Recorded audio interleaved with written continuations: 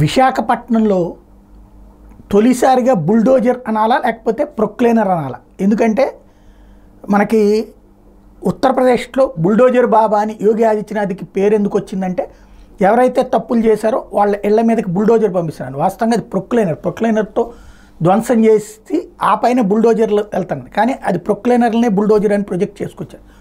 ఇక్కడ ఏదైతే విశాఖపట్నంలో నిన్నటిదాకా ఎంపీగా ఉండి ఈ దఫా ఎమ్మెల్యేగా పోటీ చేసి ఓడిపోయినటువంటి సత్యనారాయణ ఏరియాలో 1 కిలోమీటర్ పొడుగున యూటర్న్ లేకుండా తన కోసం అనేది రోడ్డుకి వాస్తు అన్నటువంటి పేరుతో ఆపేశారు అని గతంలోనే పవన్ కళ్యాణ్ ఆరోపించారు.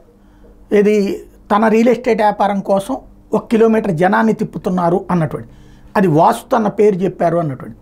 నిన్న జనసేన కార్పొరేటరు ప్రొక్లేనర్ తీసుకెళ్ళి అది పీకిచ్చి అవతల పడేశారు.